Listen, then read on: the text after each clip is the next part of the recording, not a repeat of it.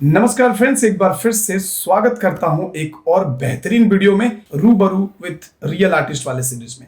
आज हमारे साथ मौजूद हैं एक बहुत ही शानदार कंपोजिटर जिन्होंने काफी अच्छा कंपोजिटिंग में काम किया है। काफी सारे अवार्ड्स भी मिले इनको, यानी कि अवार्ड विनिंग कंपोजिटर से आज हम आपको मिलवाने वाले हैं। तो चलिए फिर जानते हैं कि कंपोजिटिंग में क्या है, ये फील्ड क्या है, इसके बारे में पूरी चीजें डिटेल में जानेंगे। तो चलिए मिलते हैं आज के आर्टिस्ट से। ओके, सो स्टार्ट करें। ओके, सो सबसे पहले आप अपने बारे में बताइए कि आपका नाम क्या है, आप कहाँ से हो, आपकी बेसिक क्वालिफिकेशन क्या है। उसके बाद हम शुरू करते हैं आज के सारे क्वेश्चन आंसर वाले राउंड। चलिए।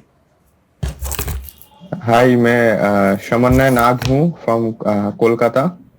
एंड मेरा जो बेसिक करियर जो है वो मैं 12th पास करने के बाद मैंने एनिमेशन ज्वाइन कर लिया था मैक से। और उसके बाद मैंने मैक से पूरा डिप्लोमा कोर्स किया एनिमेशन वीएफएक्स के ऊपर। फिर मैं अभी जॉब कर रहा हूँ इस फील्ड में, एनिमेशन क्रिएटिव फील्ड में। ओके, तो सामान्य आपने कौन सा कोर्स किया था? वीएफएक्स का कोर्स किया था आपने? हाँ, मैंने वीएफएक्स का कोर्स किया था। ओके, सो आपने कैसे डिसाइड किया कि लाइक आपको, क्योंकि वीएफएक्स में जैसा आप सब जानते हो कि वीएफएक्स में बहुत सारा डिपार्टमेंट्स होता है, तो आपने किससे स्टार्ट किया था? डायरेक्ट आपने कंपोजिटर से स्टार्ट किया या फिर आप कौन से, कैसे आपको ब्रेक कैसे मिला ये जॉब? नहीं, पहले हाँ, मतलब मेरा फील्ड में, हाँ, आपको मतलब मैं इस जब फील्ड जॉब में कर ब्रेक रहा हूँ कैसे उसमें। मिला? हाँ, मैं एज ए सीजी पहले तो मैंने जब मैक से अपना पास आउट हुआ, फिर मुझे मैक से प्लेसमेंट मिला था टीचिंग का। फिर मैंने 1 साल टीचिंग में काम किया मैक के ही सेंटर में, भोपाल में और नासिक में। फिर उसके बाद मैंने थोड़ा सोचा कि स्विच करना चाहिए, अभी फील्ड में जाना चाहिए। तो मैंने सीजी कंपोजिटिंग से अपना फील्ड का, मतलब प्रोडक्शन फील्ड का करियर चालू किया। Very good. कौन से स्टूडियो ज्वाइन किया था आपने सबसे पहले, और अभी किस स्टूडियो में? मैं सबसे पहले ज्वाइन किया था 2020 में कोलकाता का जो सबसे बड़ा स्टूडियो है हाईटेक एनिमेशन, वहाँ पे। और हाईटेक एनिमेशन में मैं 2 साल था। अभी रिसेंटली मैंने डिजीटून्स को ज्वाइन किया है। डिजीटून्स का जो हेड ऑफिस है वो दिल्ली में है, और एक यूएसए में भी है, और कोलकाता में है। टोटल कितने साल का एक्सपीरियंस हो गया सामान्य आपको? टोटल अभी 4 साल कंप्लीट हुआ। ग्रेट, 4 साल की सब सब एक्सपीरियंस। सब कितने मिला के, कितने सब प्रोजेक्ट मिला में के लगभग आपने काम किया होगा? एंड कुछ बहुत ऐसे सारे प्रोजेक्ट प्रोजेक्ट्स में काम जिसका नाम बहुत सारे बताना प्रोजेक्ट चाहो में काम आप? किया, जैसे जैसे तारक मेहता का छोटा चश्मा, जो सोनी में भी है और नेटफ्लिक्स में भी है, आप देख सकते हो। हाँ। फिर मैंने शिवा में काम किया है, निक निक का, जो इंडियन डोमेस्टिक प्रोजेक्ट है।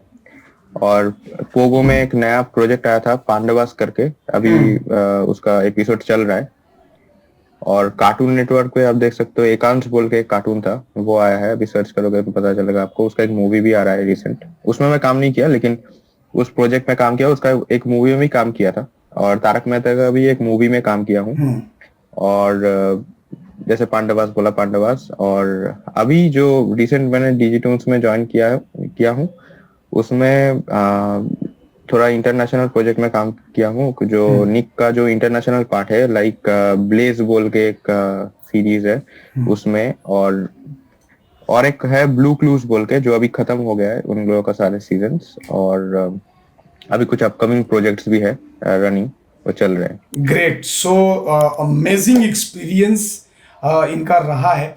अब एक सवाल है जो कि मैं आपसे पूछना चाहूंगा, जो एक मिथ जैसा है हमारे इस फील्ड में, कि बहुतों को लगता है कि अगर आप वीएफएक्स पढ़ रहे हो तो आपको स्टार्ट तो रोटो से ही करना पड़ेगा, मतलब कि आपको कभी भी कंपोजिटर वगैरह का ऐसा डायरेक्ट आपको जॉब नहीं मिलेगा। तो इसके बारे में क्या कहना चाहते हैं आप? मतलब ऐसा क्या सीन क्या है नहीं, इसका? बेसिकली मेरा जो एक्सपीरियंस रहा है, और मेरे सारे जितने दोस्तों को देखा हूँ, तो बेसिकली मैं तो अपना करियर सीजी से चालू किया था, इसलिए तो जो अपना करियर वीएफएक्स कंपोजिटिंग में चालू करते हैं, तो फर्स्ट उन लोगों को रोटो में ही डाल दिया जाता है। ये कंपनी करते हैं, क्योंकि पता नहीं ये कंपनी का रूल होगा कि रोटो और पेंट और टेप में डाल दिया जाता है। फिर थोड़ा एक्सपीरियंस होने के बाद धीरे धीरे उन लोगों को कंपोजिटिंग में शिफ्ट कर दिया जाता है। क्योंकि मेरे को भी पता है, मेरा बहुत सारा दोस्त है जो अभी कोलकाता में नতুन नया जो रीडिफाइन ओपन हुआ है उनमें रीडिफाइन गया ओपन है हुआ है, हाँ। सारे। हाँ हाँ। तो वहाँ पे सारे तो ऐसे गए थे एज ए कंपोजिटिंग ही, और उन लोगों का जो मतलब क्या बोलते हैं उसको, ऑफर लेटर है, वो सारे एज ए कंपोजिटर ही आया है। लेकिन उन लोगों को अभी पहले रोटो से ही काम दिया है, अभी रोटो पेंट प्रेप। उसके बाद फिर हो सकता है कि उन लोगों को कंपोजिटिंग में शिफ्ट ग्रेट करे। Great great. सामान्य एक चीज और आप मेरे को बताएं कि कंपोजिटिंग में अगर कोई बंदा suppose as a compositor work करना चाहता है या कंपोजिटर के फील्ड में जाना चाहता है, तो उसे कौन कौन से सॉफ्टवेयर की नॉलेज होनी चाहिए अच्छे से, और क्या सोरिल में उसको किस तरीके का सोरिल बनाना चाहिए जिससे उसकी जॉब आसानी से क्रैक हो सके, अगर वो सपोज किसी इंस्टीट्यूट से निकलकर वो जॉब ज्वाइन करने के चक्कर में है, तो क्या प्रोसीजर रहेगा और क्या सीन है सॉफ्टवेयर्स का एंड सोरिल का? बेसिकली सॉफ्टवेयर जो अभी मार्केट में अभी चल रहा है वो न्यूक, ऑब्वियसली न्यूक तो जानना चाहिए ही कंप्यूटिंग के लिए, वो वीएफएक्स हो या सीजी, दो तरफा। और कुछ कुछ कंपनीज आफ्टर इफेक्ट में भी काम करते हैं, सीजी आफ्टर इफेक्ट्स में कंपोजिटिंग में। करते हैं भी वो कंपनी काम? हाँ हाँ हाँ, मैंने खुद ही किया था जब तारक मेहता का जो एपिसोड चालू हुआ था शुरू में, वो आफ्टर इफेक्ट में ही होता था। अरे क्या बात फिर है। धीरे धीरे वो मतलब न्यूक में शिफ्ट हुआ कंपनी। तो और उसके बाद फ्यूजन में होता है, जैसे अपना जो कॉस्मोस माया है, ये तो पूरा फ्यूजन में ही काम करते हैं जितने साल हो गए, और उन लोगों का आउटपुट भी बहुत अच्छा है। जो मोटू पतलू का जो अभी रिसेंट आउटपुट है वो बहुत अच्छा है, ठीक है। और बेसिकली जो लोग अभी इंस्टीट्यूट से पास कर रहे हैं, उन लोगों को पहले मैं ये बोलना चाहता हूँ कि आप लोग पहले सोच लो कि आप लोगों को करना क्या है, आप लोगों को क्या चूज करना है, आप लोगों को पसंद क्या आ रहा है। मतलब कोर्स तो बहुत बहुत सारे हैं, और अगर आपने वीएफएक्स का कोर्स ज्वाइन किया या 3D का जो भी है, तो इंस्टीट्यूट में तो बहुत कुछ पढ़ाते हैं, लेकिन आप लोगों का कहाँ पे इंटरेस्ट है वो सबसे बड़ी बात है कि आप देख लो कि आपका इंटरेस्ट कहाँ पे आ रहा है। आप शोरील उस पे ही बनाओ जिस पे आपका इंटरेस्ट हो, तो आपको जॉब क्रैक करने में, आप अगर सीजी में जा रहे हो तो उस पर अगर आप रोटो पेंट प्रेप ये शोरील में यूज करोगे तो फिर वो काम का नहीं रहेगा सीजी कंपोजिटिंग में। हाँ, अगर फिर वीएफएक्स में जा रहे हो तो वो काम का रहेगा। यही बोलना है। Okay great. सो बेसिकली कि अभी इंडस्ट्री में न्यूक यूज हो रहा है, और अगर हाँ, आप न्यूक तो कंपोजिटिंग में जाना है तो कंपोजिटिंग से रिलेटेड अच्छा, कंपोजिटर्स के लिए क्या न्यूक के साथ साथ उनको माया की नॉलेज होना जरूरी है? हाँ, ऑब्वियसली ऑब्वियसली, मतलब कंपोजिटर को तो लाइटिंग का नॉलेज होना ही चाहिए होना थोड़ा, ही चाहिए, जी हाँ। क्योंकि क्योंकि ये क्योंकि सवाल ना मेरे क्योंकि पास बहुत आता है कि सर अगर मुझे कंपोजिटर बनना है तो क्या सिर्फ न्यूक सीखने से हो जाएगा? तो नहीं, नहीं, बिल्कुल नहीं क्या हो है, सकता। मतलब माया अगर किसी को जैसे लाइट ऐसे माया में लाइटिंग हो रहा है, कोई भी लाइटिंग, आर्नोल्ड वीरे, किसी पे भी अगर रेड शिफ्ट किसी पे भी अगर लाइटिंग हो रहा है, तो अगर कॉम्पोजिटर के पास अगर वो पासेस आते हैं, तो अगर वो लाइटिंग को नहीं समझेंगे तो फिर कैसे वो मतलब अगर गलत आया लाइटिंग तो फिर बैक भी तो करना है पीछे, फिर ठीक करेक्शन देना है, फिर उनको समझना चाहिए कि लाइटिंग सही से आ रहा है कि नहीं आ रहा है। ग्रेट। वो सो अगर उसके लिए लाइव सीजी इंटीग्रेशन में भी है, मतलब वीएफएक्स का बात कर रहा हूँ, और सीजी सिर्फ सीजी कंपोजिटिंग में भी, दोनों में ही लाइटिंग समझना बहुत इंपॉर्टेंट है, बहुत और लाइटिंग इंपॉर्टेंट है। समझने के लिए माया थोड़ा समझना चाहिए। ग्रेट। और अगला सवाल जो आपसे है वो ये है कि लोगों को लगता है कि अगर आप वीएफएक्स सीख रहे हो तो भैया वीएफएक्स में कोई जॉब वॉब नहीं है, जो भी वीएफएक्स वीएफएक्स होता है वो सब बाहर हॉलीवुड में ही होता है, और वीएफएक्स सीख के आपको कोई फायदा नहीं होगा। इसके बारे में आप क्या कहना चाहते हो कि वीएफएक्स में? ये तो पूरा गलत बात है, क्योंकि हॉलीवुड का काम तो इधर ही हो रहा है, इधर ही होता है, यही एग्जैक्टली। इधर ही होता है। तो हॉलीवुड का जो भी प्रोजेक्ट होता है वो सारे इधर ही होता है।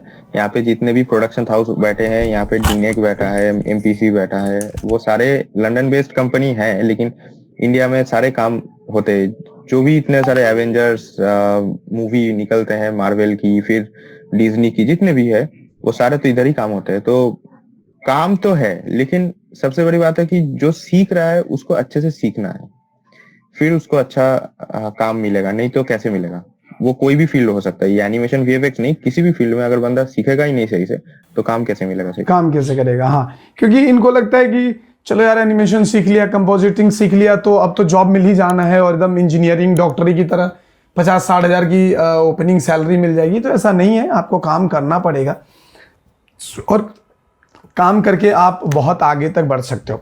अब इसी से रिलेटेड एक और सवाल है कि बहुत सारे बच्चों को ना मेरे पास अक्सर बहुत सारे सवाल आते हैं, इसीलिए मैंने बहुत दिन से मैंने आपको इनवाइट किया था कि आप एक बार आओ, एक बार हम लोग बात करेंगे, क्योंकि बहुत सारा क्वेश्चन है, बहुत सारे कमेंट्स मुझे मिलते हैं कि सर एक कंपोजिटर की सैलरी क्या होती है।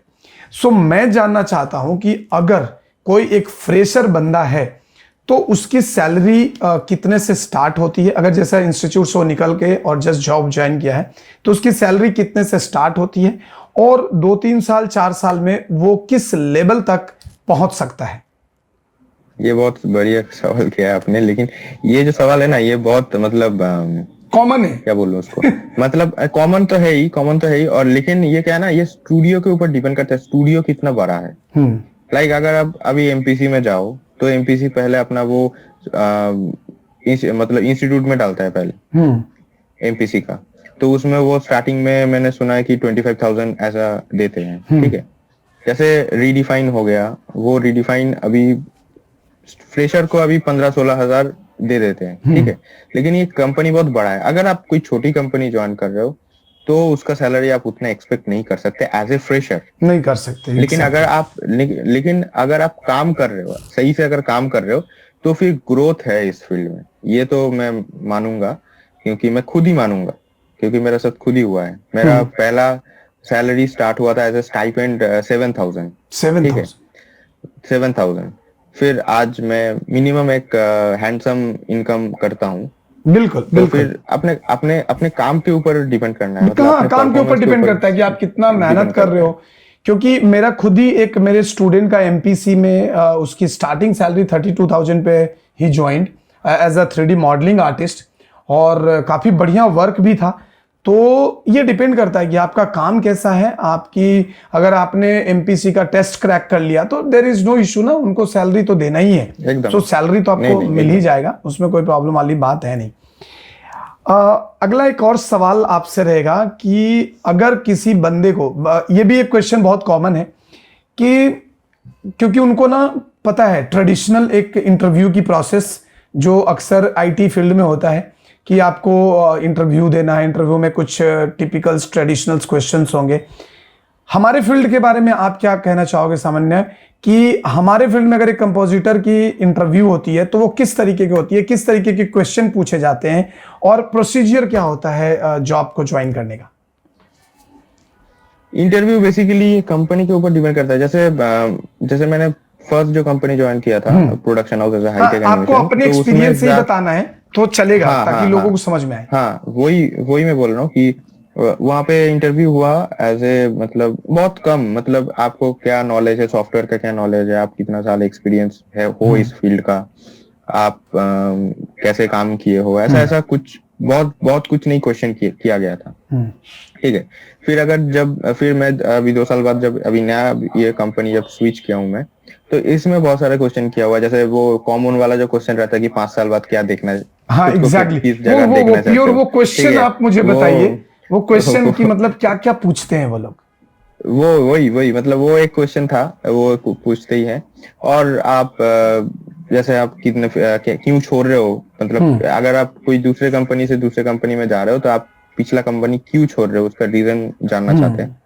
और एज ए फ्रेशर हो तो आप ऐसा क्वेश्चन नहीं होगा आपको, तो पूछेंगे कि आप कितने दूर तक पढ़ाई किए हो, आप क्या 10 साल बाद आप खुद को क्या इस फील्ड में कैसे देखना चाहते हो, फिर जो भी है आप क्या काम जानते हो। आपको थोड़ा टेक्निकल क्वेश्चन भी पूछेंगे कि आप ये जानते हो, कैमरा ट्रैकिंग जानते हो, या 2D ट्रैकिंग जानते हो, क्रोमा रिमूव जानते हो, ऐसा टेक्निकल कुछ क्वेश्चन होते हैं, ये भी आपको पूछेंगे। फिर कुछ ज्यादा पूछते नहीं है, मतलब मेरा खुद का एक्सपीरियंस है, मैं बहुत ज्यादा क्वेश्चन फेस नहीं किया था। और फिर तो सैलरी एज ए सैलरी, फिर जो मतलब क्या बोलते हैं उसको, जो स्टूडियो हेड रहता है वो ऐसे पूछ के फिर चला जाता है, फिर एचआर बैठते हैं आपको फिर बार्गेनिंग करने के लिए बैठते हैं कि बार्गेनिंग करने कितना के लिए। लोगे, कितना लोगे आप, कितना लोगे, ठीक है इतना तो हम नहीं दे सकते, आपका एक्सपीरियंस नहीं है ज्यादा, ठीक है, फिर आपको थोड़ा वो टैक्टफुली टैकल करके फिर आपको अपना सैलरी ले लेना है। ग्रेट, बहुत खूबसूरती से साथ अपने बहुत खूबसूरती के साथ आपने हर सवाल का जवाब दिया है। अब एक सवाल और जो कि बच्चों को जानना बहुत जरूरी है कि स्टूडियो में जो आपको वर्क असाइन होता है, एक कंपोजिटर का जॉब क्या होता है, मतलब कंपोजिटर कैसे काम करता है, उसको जॉब कैसे दिया जाता, मतलब उसको काम कैसे दिया जाता है, इसके बारे में थोड़ा सा आप हमारे ऑडियंस को प्लीज बताइए। देखिए बेसिकली क्या है, मतलब हर स्टूडियो में एक ट्रैकर तो होता है, ठीक है, उस ट्रैकर में डेली अपडेट होते हैं, जो काम आपका दिया जाता है, सिर्फ कंपोजिटर का नहीं, जो भी है स्टूडियो के जितने भी आर्टिस्ट है सबको एक ट्रैकर में दिया जाता है। मतलब सब स्टूडियो में ट्रैकर नहीं होता, किसी स्टूडियो में एक्सेल फॉलो करते हैं, कोई स्टूडियो में ट्रैकर फॉलो करते हैं, और किसी स्टूडियो में अपना जो गूगल शीट है ऑनलाइन वाला वो फॉलो करते हैं, ठीक है।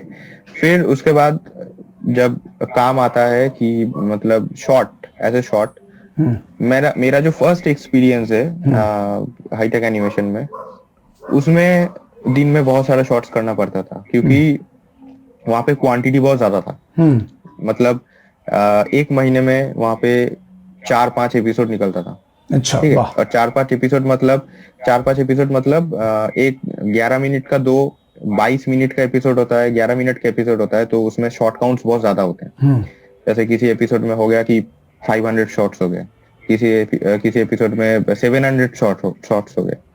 तो स्टूडियो का हिसाब से आपको मतलब काम, मेरा दो जो एक्सपीरियंस है, हाईटेक का एक्सपीरियंस में मुझे बहुत सारा शॉर्ट्स मिलता था सारा दिन में करने के लिए, लेकिन अभी जो न्यू कंपनी में शिफ्ट हुआ हूँ वो थोड़ा सा क्वालिटी में ज्यादा मतलब ज्यादा देखते हैं। बिलीव करते हैं वो लोग। कुछ कंपनीज होते हैं क्वांटिटी में बिलीव करते हैं, क्योंकि उन लोगों को क्वांटिटी में काम करना होता है, तो वो क्वालिटी में ज्यादा देखते नहीं है। कुछ कंपनी होता है जो क्वालिटी में देखते हैं, तो क्या होता है, मेरे को मैं खुद दिन में 4-5 ही शॉट करता हूँ, लेकिन वो शॉट एकदम परफेक्ट होना चाहिए, सब कुछ एकदम, कलर करेक्शन सब कुछ, कॉम्पोजिटिंग एकदम एकदम बढ़िया होना चाहिए, कोई करेक्शन नहीं आना चाहिए, ऐसा मतलब मेरे एंड से, कॉम्पोजिटर के एंड से।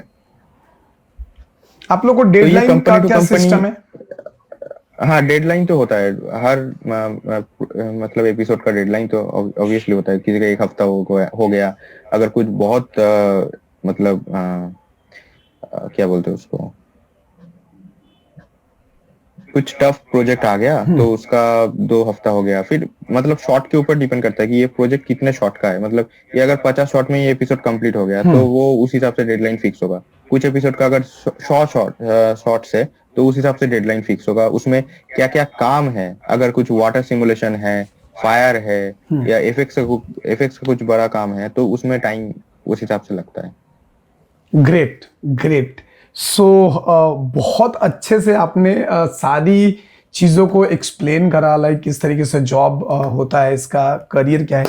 तो मोटा मोटी हम ये मान के चलें ये बच्चों के लिए जो लोग इस फील्ड में आना चाहते हैं कि इस फील्ड में करियर है, जॉब है, लाइक मतलब आप आ सकते हो, right? Right.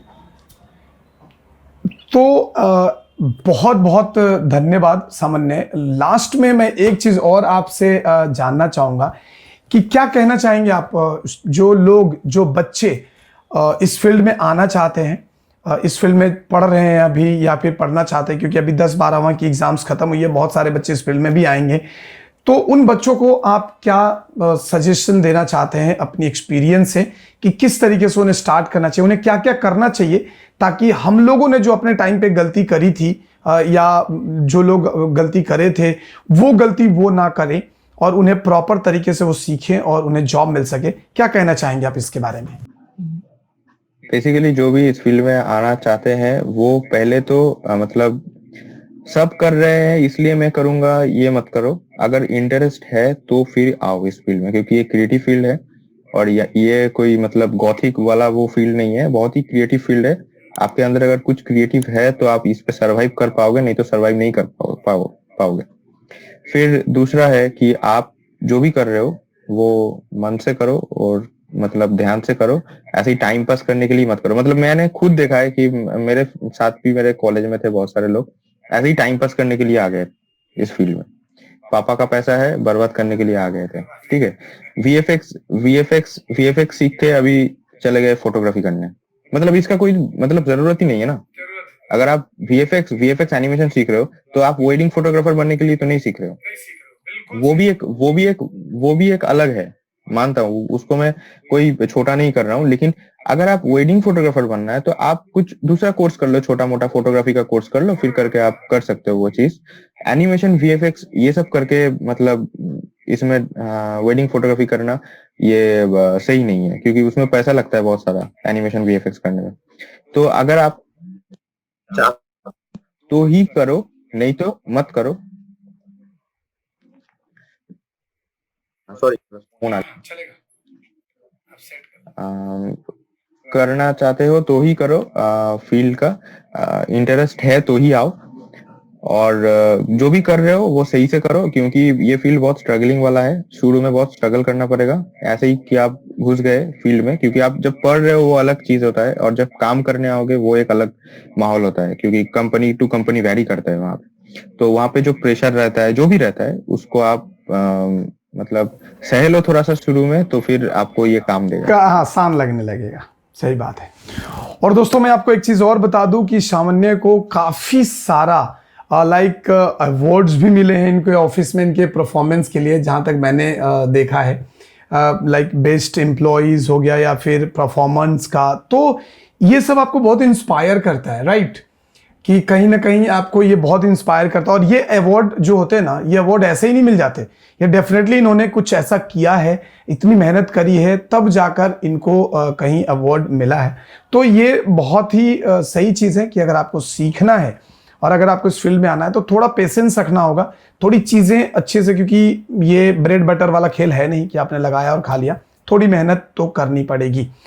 So thank you so much, आप हमारे साथ जुड़े भाई, और आपने अपना इतना अच्छा टाइम दिया।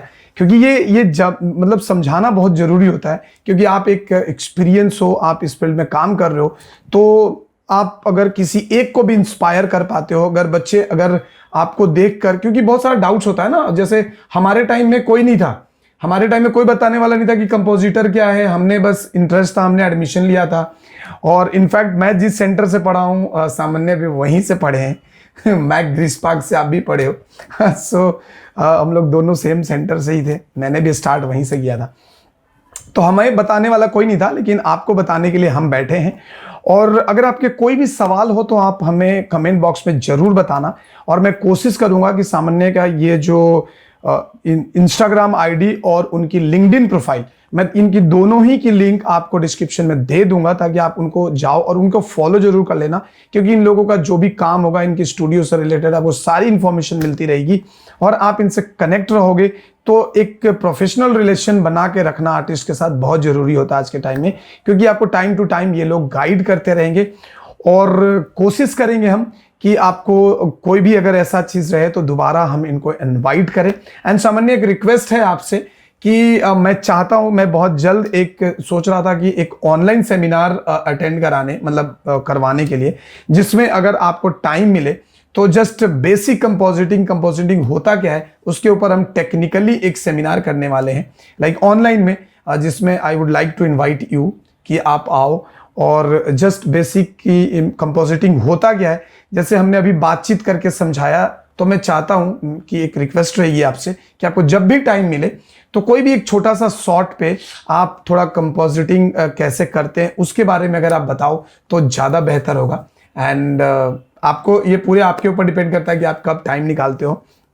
So thank you so much अपना टाइम देने के लिए यार, क्योंकि अभी आप काम कर रहे हो, स्टूडियो में हो, और संडे एक बहुत इंपॉर्टेंट होता है, थोड़ा बस संडे को ही टाइम रहता है। तो काफ़ी दिन से मैं इनके पीछे पड़ा हुआ था कि भाई टाइम निकालो जल्दी आप। तो आज फाइनली हम लोगों ने ये सेशन रिकॉर्ड किया और बहुत मज़ा आया, बहुत कुछ सीखने को भी मिला सबको।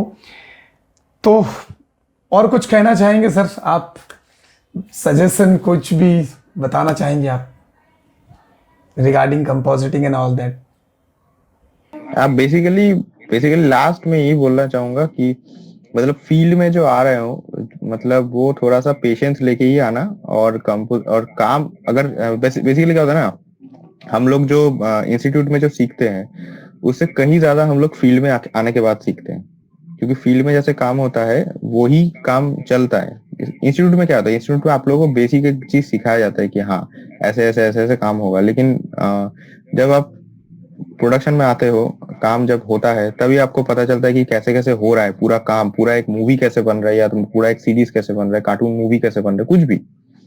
तो फिर वो अच्छे से सीखो, और पेशेंस रखना बहुत जरूरी है, क्योंकि प्रोडक्शन एकदम रॉ है बेसिकली। अगर आप सही से काम नहीं करोगे तो आपको गाली भी सुनना पड़ेगा, बेसिकली गाली भी सुनना पड़ेगा। मतलब ये मैं फैक्ट बता रहा हूँ, मैंने खुद भी दिया है। जब मेरे अंडर में 2-3 जूनियर्स थे, वो ऐसे ही टाइम पास करने के लिए आ गए थे, वो देख के ही पता चलता है कि टाइम पास करने के लिए आ गए थे। तो जो प्रेशर रहता है वो बहुत सारा प्रेशर रहता है, क्योंकि एपिसोड पहले है और घर बाद में। हम लोगों को लेट भी हो जाता था कि एपिसोड जाना है, क्योंकि चैनल में जब तक एपिसोड जाएगा नहीं, तब तक टेलीकास्ट होगा नहीं, तब तक तो नहीं होगा ना कुछ। टेलीकास्ट होना चाहिए, और अगर अर्जेंट एपिसोड है तो आप लोगों को मतलब पेशेंस रखना चाहिए। जब जो नए होते हैं वो लोग शुरू में आते ही सोचते हैं कि अरे यार ये तो बोलते हैं कि 9 to 5 का जॉब है, या तो 10 to 7 का जॉब है, ये तो 8 बज रहा है 9 बज रहा है, छोड़ ही नहीं रहे। ये फील्ड वैसा नहीं है, मतलब एकदम आईटी फील्ड की तरह टाइम टू टाइम नहीं है। तो ये फैक्ट है, ये बता रहा हूँ मैं। कोई ऐसा सोच के मत आना कि बहुत इजी है। सो दोस्तों, उम्मीद है कि आपको सेशन अच्छा लगा होगा, सेशन पसंद आया होगा और काफी कुछ सीखने को मिला होगा। तो अगर वीडियो अच्छी लगी है ना, तो वीडियो को लाइक कर लो, और चैनल पे नए हो तो चैनल को सब्सक्राइब करो, क्योंकि सब्सक्राइब नहीं करोगे और बेल आइकन नहीं दबाओगे तो ऐसी कई सारी इंपॉर्टेंट वीडियो जो आपके लाइफ को सेप अप करने में बहुत हेल्प करती है, आप मिस कर जाओगे। तो चलिए रखता हूं इस वीडियो में इतना ही। इस वीडियो को देखने के लिए बहुत बहुत धन्यवाद। मिलते हैं नेक्स्ट वीडियो में, तब तक के लिए जय हिंद, जय भारत।